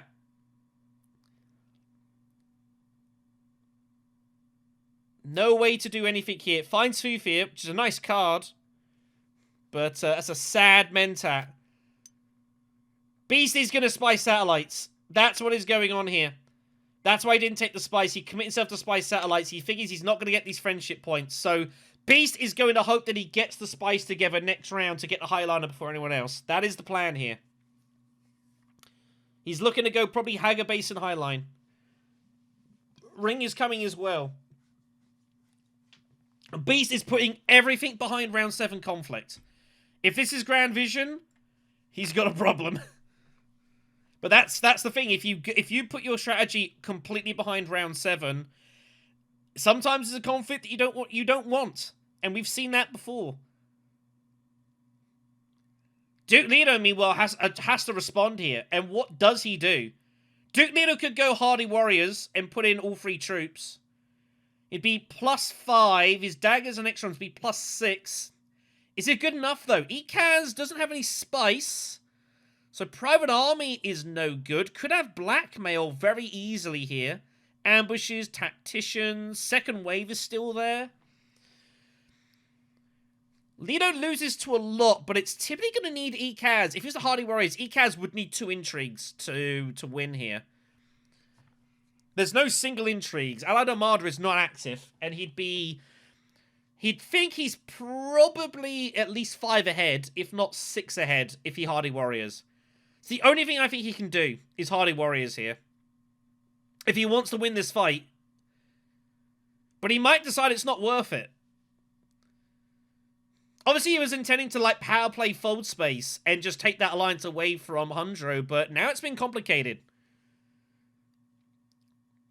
This might have a knock-on effect for Beast, actually. If Leto does go Hardy Warriors for power play, suddenly the Fremen alliances is admittedly in some trouble. Beast should be able to defend it, though, but it's going to slow him down getting the highliners. So there are some knock-on consequences if he goes to Hardy Warriors here. And he is going Hardy Warriors, surely. No, he still goes! Oh my god, he still goes for this! He gives up the conflict! Wow! He gives it up. Could have gone Hardy Warriors, but was scared he was going to lose it. Well, he's going to lose it now. But a lot of drama at the top end of this table. Well, Ekaz finds a couple of swords, so he doesn't even need to use an intrigue here.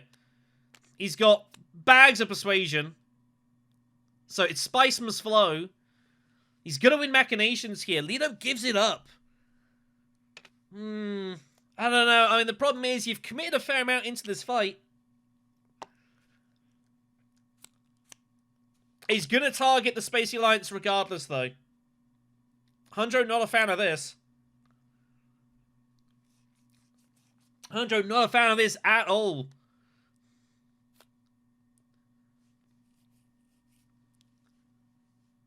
Man, it's been kind of funky, this. Well, Beast Raban he has to win round 7. No doubt about it.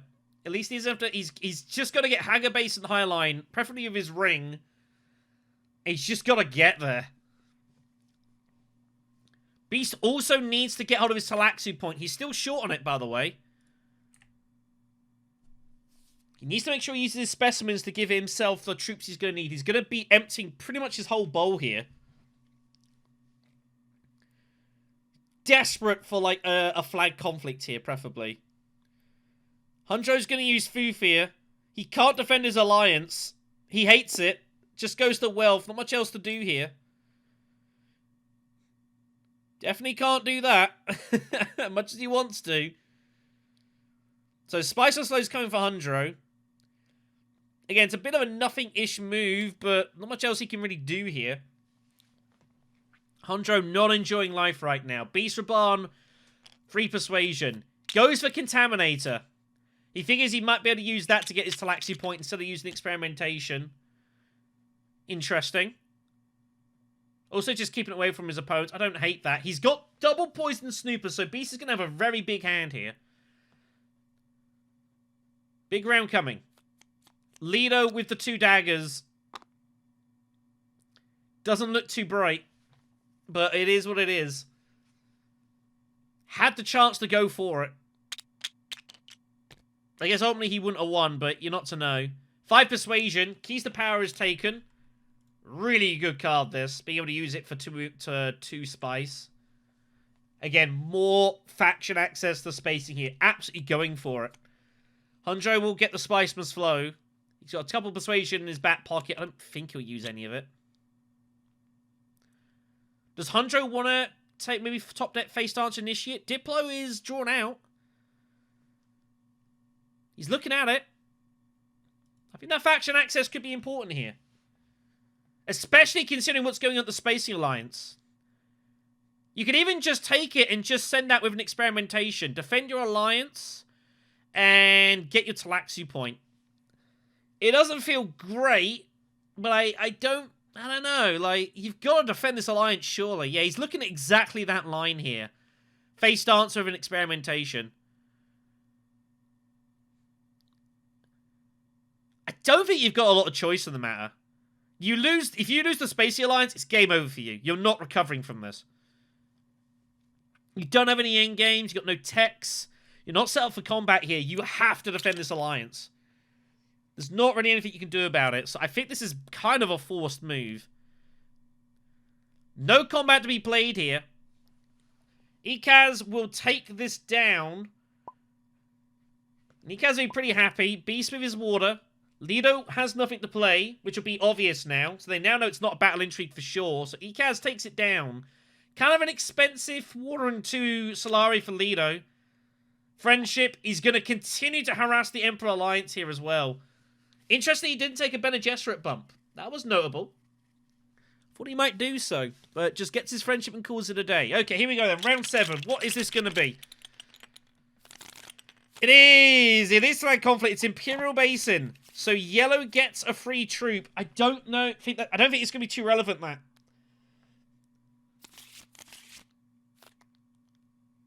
Oh, he finds negotiated, though, so actually that might be more relevant than it looks. Paita might end up eating that troop, actually, as well. So, yeah, can live with that. It's Hundro first, though. So, yeah, bear in mind with Paita and stuff that, like, consumes troops, you can use it to consume troops that are in the combat. They're still troops. Hundro might opt to do that. Hundro has to defend his lines. He's got to go to fold space minimum here. You'd think. He's got to go fold space. The problem is Lido's got Web of Power. And that's very uncomfortable. But surely Lido wants to be using Web of Power. Did Beast not draw faction access? Oh, he's got Diplo. Okay. Wait, he's put it down first? Oh my goodness me. Where is that going? Is Beast just going selective? Oh, I don't like that. I think Beast has to get troops in. This is an absolute must-win conflict for Beast, and he doesn't have any battle intrigues to help him. Hundro... Oh my gosh! Hundro just opts to go Paita! And he's giving up his faction. He's just sacrificing his alliance, surely. Oh, to take Face Dancer Initiate and then not use it feels hideously bad. Where's Face Dancer going then? You just gonna use it for the Emperor? Oh, man. I think you gotta defend the Alliance, and if Lido beats you to it, he beats you to it, and it just is what it is. Lido's being pressured by the Emperor. I think he had a legitimate chance to defend it there, but he's never gonna pass up going fold space here. Unless you're thinking he's gonna try and get his way to Highliner first, but Lido doesn't have to worry about that. Oh, I can't... I can't get behind that. I think if you're face dancing, you're committing yourself to defend the alliance. I just don't see how you're going to win this game without it. I really don't. Where are your points coming from?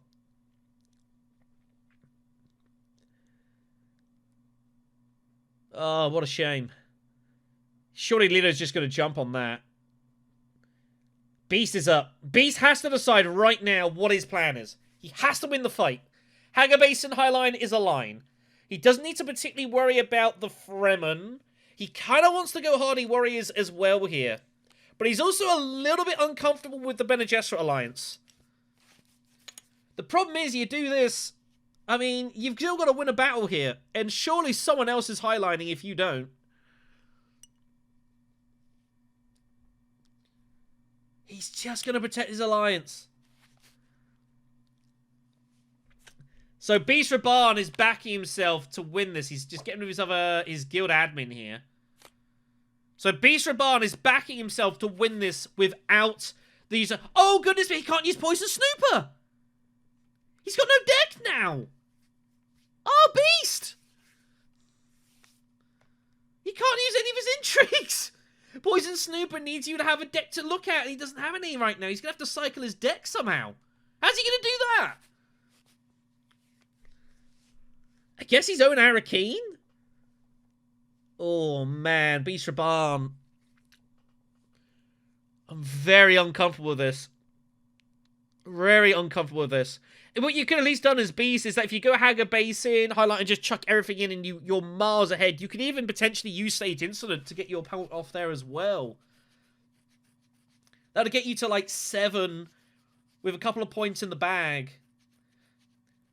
But he figures he's just got to defend his alliance. I don't hate defending it when you know Ekaz has got the likes of Shadows and Power Play. Like, I get why he's defending his alliance, but it makes winning this fight so difficult. Duke Leto has an issue here. Duke Leto knows that Power Play is looming for Ekaz, so he's got to decide, does he go for the Spacing Alliance when he can? He knows he probably gives up the Emperor Alliance, and Ekaz is sitting with 7 points. Maybe this is what Hunjo's playing for here. Figuring that Leto's got to defend his alliance, and so he's able to Mentat first and then go to Fold Space. Looks like it. Gets rid of Diplo!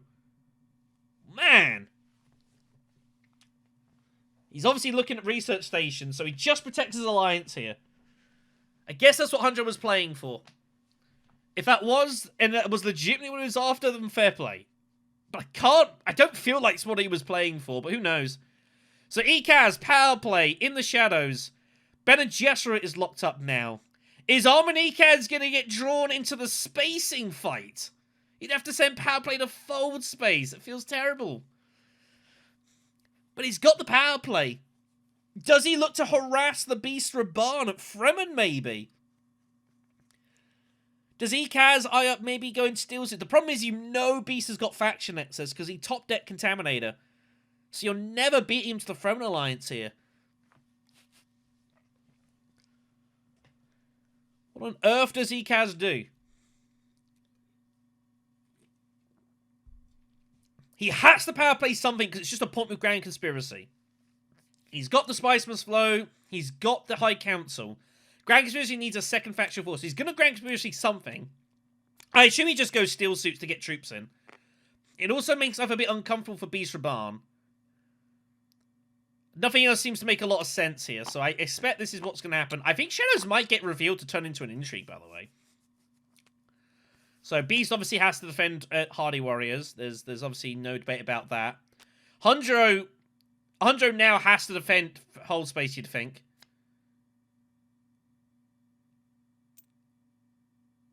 Oh my gosh. Hunjo Moritani. He has no fear. He has no fear.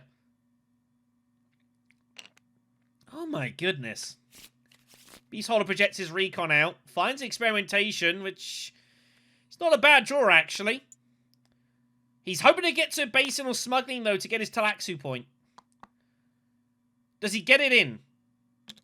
I think he probably gets it in because he's always got Sage Incident. He can now also use his Snoopers.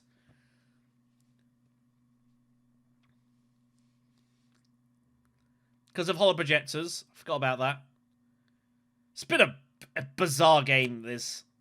Oh, what's Beast doing? He's got his signet ring. Surely he's just sacking these troops off, though.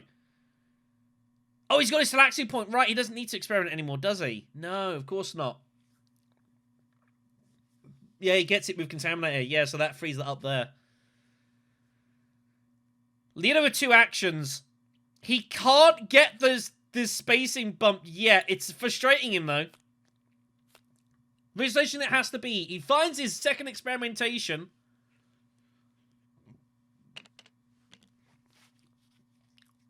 Leto feels he's got to bump up because he needs to reveal both experimentations for the Talaxu point.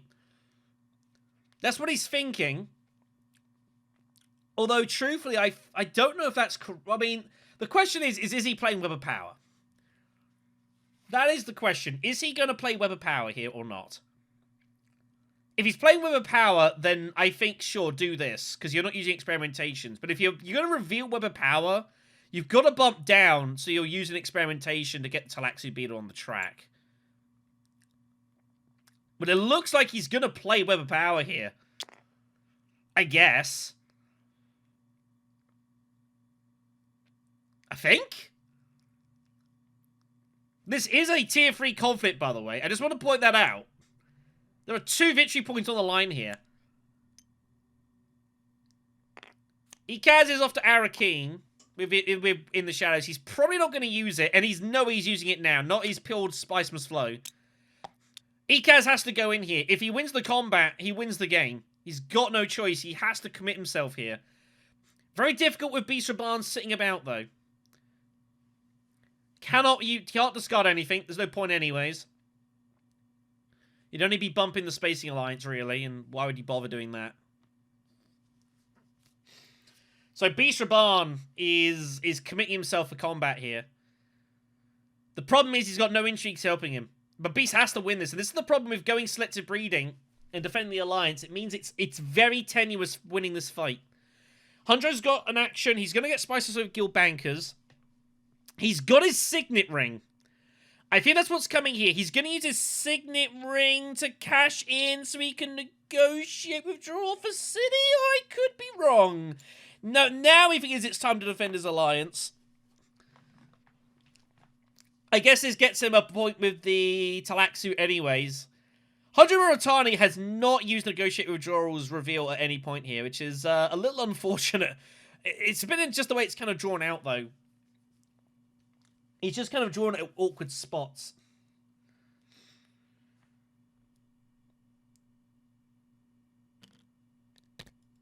I think that should be at... I don't think that should be at 4. It says, according to chat, he's played 3... He took 3 and then spent 7. Yeah, he should be at 6. Just getting that right there. Again, there is latency issues.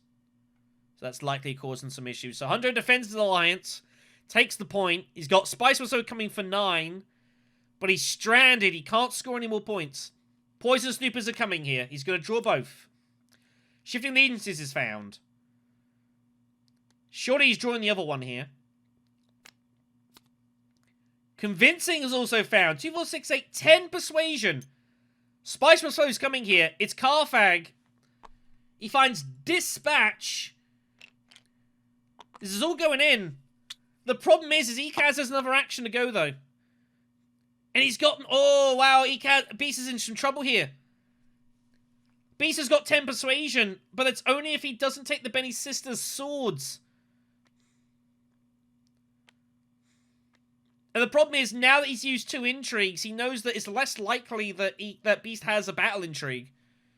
He's got something he kept and a random one. Ikaz knows he might be in here. He might just go Siege Tactician and shut his eyes and hope he's good for 5 more strength. He can't flagship. I don't see any way for him to get the money together either for War Chest. He has no smuggling access. Wealth is blocked. He's got nothing for Conspire. Maybe he just goes Secrets and just digs for more intrigues. He might figure that's the best chance of winning this fight. Because he's using the shadows now. Like, Sequence is just +2 intrigues. He might do it. But he's got 9 for Spice Must Flow. Maybe Ikaz literally just reveals Spice Must Flow and hopes he's good. But he loses to anything. He only has +3 swords, any daggers from Beast Raban in any form, and he loses the fight. What is Ikaz value more here? If he goes secrets, Spice Must Flow is very unlikely to happen. Recruit mission is gone. That one entry he can't use anyways. He'd be looking for charisma or something that lets him draw a card and he gets lucky. Very curious to see what Ikaz does here. Ikaz has a sniff at winning this. And he might feel he's got to win it this round. Because if it goes an 8th round, is he really winning the game? He might not back himself. He has got Grand Conspiracy active, though. Maybe he just prioritizes the fight. We'll see. Leto is going to use the experimentation. He's going to go smuggling. Oh, this doesn't feel great. So he's going to bump up for the other specimen here. I fear Leto's chances of winning this are starting to disappear. Oh, Ikaz goes for it! Oh, he's got the subject as well. I forgot about that. So that's the Talaxu point. And that's the Spice Must Flow. So that gets him to 9. He's got to take his bump. And he thinks, well, Grand Conspiracy is 10, and maybe there's some world he flukes the win. He won't fluke it. But he figures, well, Grand Conspiracy is 10 points. Problem is, if the game ends this round, he's not winning. So this is the only problem with Ikaz here. He's going to go for 5 spice, but he can't finish it this round. There's no way it ends this round, so we're going an 8th round here. Hundro can't finish it. Hundro cannot get his... I don't think he can get everything... Oh no, I lie! Oh, it's Siege! The game is ending! Oh my goodness me, 100 Muratani's gonna end it.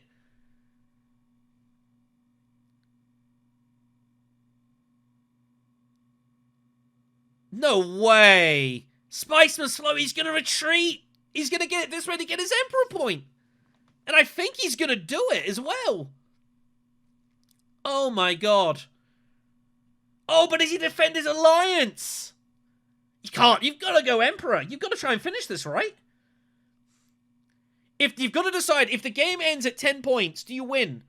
Problem is, Ikaz, if he gets combat rewards, he's going to outspice you. Because you're not going to have any troops in the conflict. And that's why he defends his alliance first. I think ArthurDee spots it. Oh no, this is a free bump. Oh, he can defend his alliance anyways, because negotiate withdraw. Well, this is going to be chaos. So if Hundred Muratani retreats these troops, takes Spice Must Flow, and takes Emperor point, surely he just loses. Because Ikaz is sitting on endgames. Hundred might put himself out here. Oh, Beast! No! No, no, no! Beast Raban's taking the Spice Must Flow! He didn't take the swords! This game is over! Ikaz wins! Ikaz is gonna win with Tactician! This match is over! Oh my goodness me. It's just over! Beast is gonna stage incident and get up to 10 points! Oh my god, is Beast Raban playing for Spice tiebreak? But it doesn't matter, Ikaz is gonna win the combat, it's be 11! This game is over!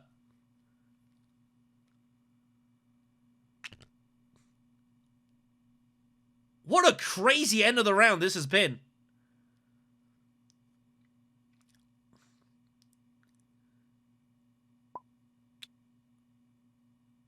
This has been carnage. Ikaz wins. It's over. Surely someone's got something wrong here. All Beast can do is stage. But Ikaz just finished with 11 points. And toasts through to the semi-finals.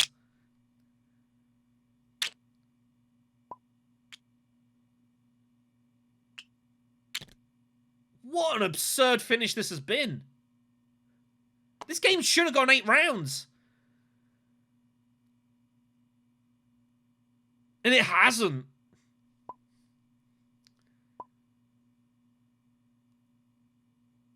What an absurd finish to this match.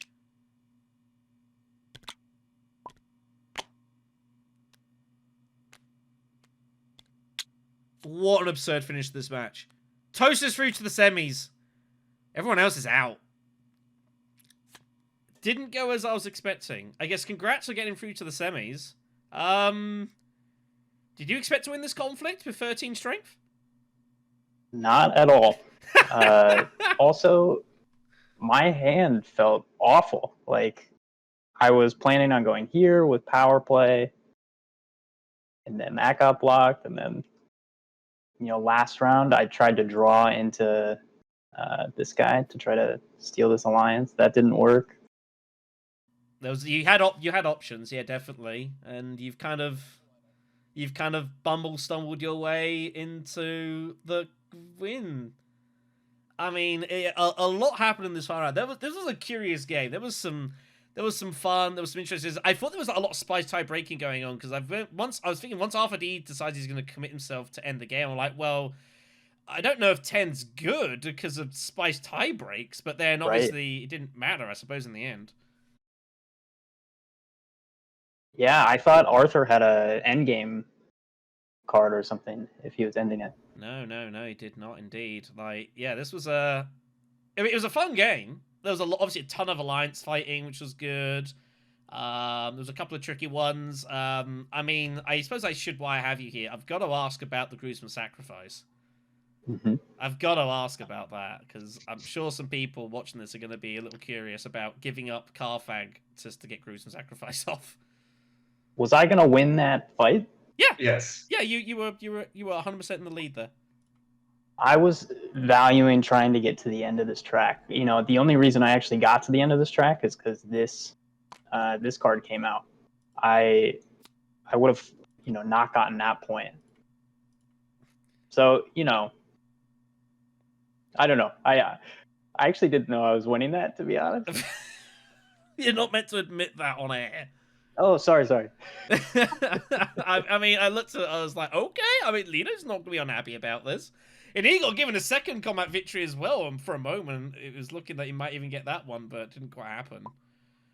Look, the results speak for themselves. I don't know what to say. Yeah, definitely. But, I mean, regardless, yeah, no, it was...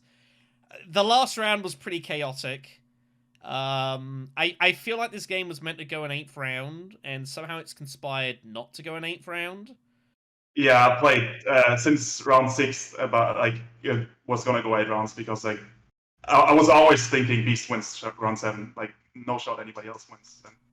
And didn't happen. It was definitely curious, and if you watch this bat, there were a couple of choices made by people where I was like, okay, didn't expect to see that. It was one of those. I do think some people got into some really kind of tricky spots.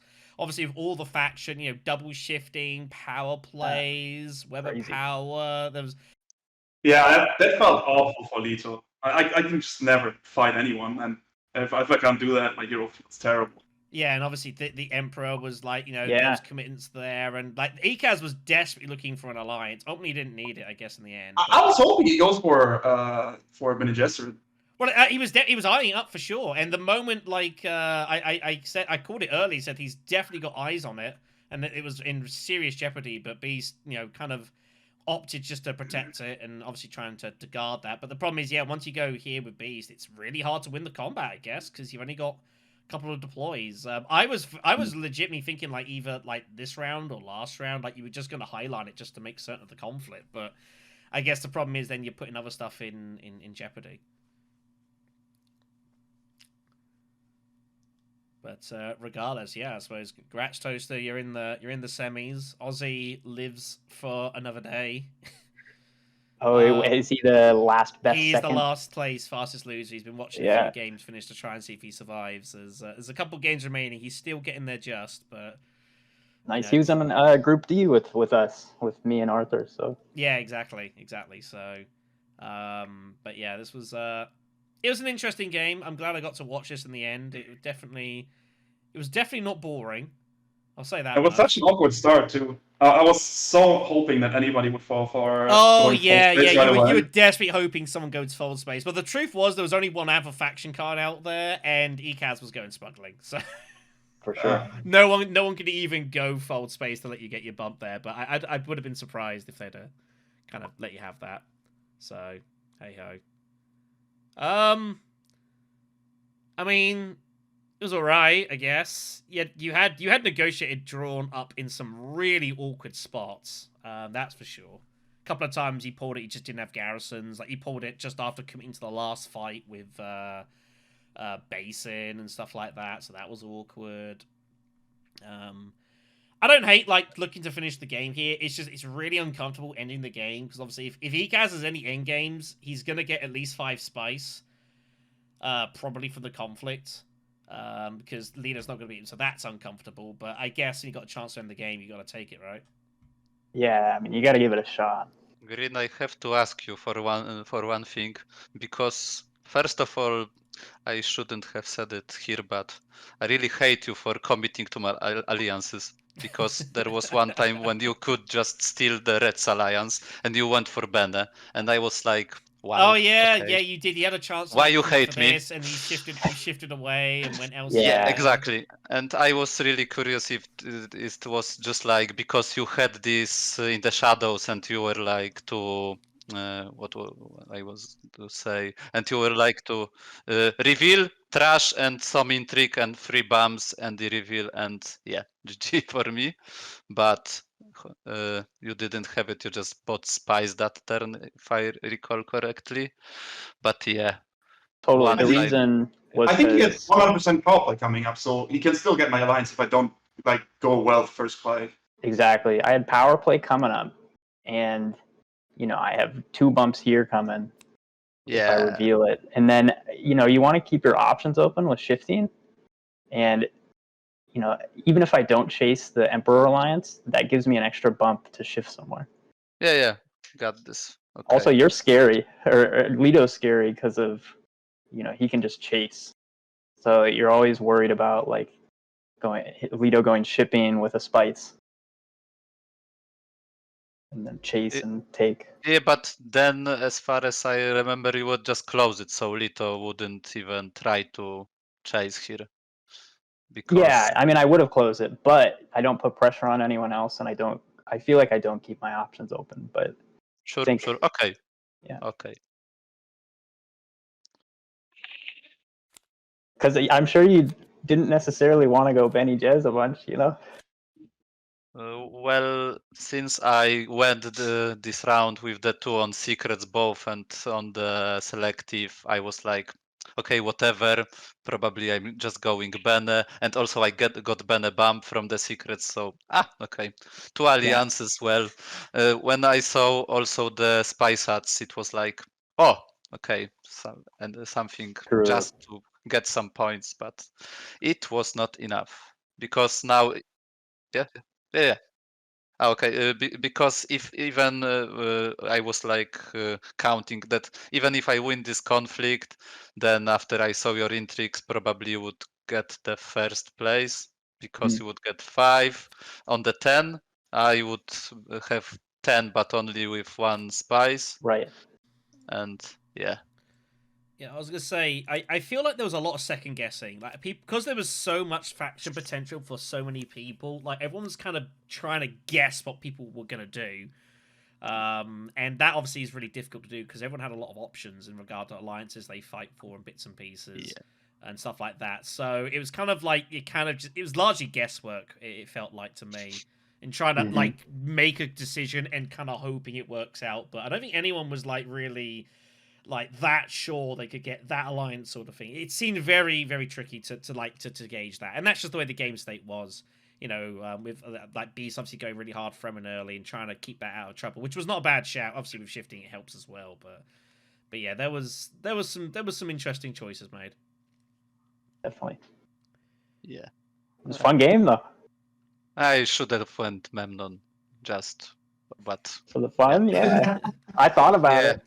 it. To be honest, I thought mostly about it because this is my favorite one, so I would at least have some fun with the ring, but I went with the most, I think, optimal go with the beast, but then yeah, That's fun. didn't go well. Yeah, it was fun. And so here is confirmation for the results, and Toaster will find his way through to the quarterfinals, taking a, on paper it looks fairly convincing victory, but I think this was anything but. It was a real kind of desperate scramble at the end here, but Toaster managing to come up top, and he will not be that unhappy. He makes his way through to semi-final A. Commander Toast, Imberman, and Sneaker Dead await him. That should be a really, really fun match.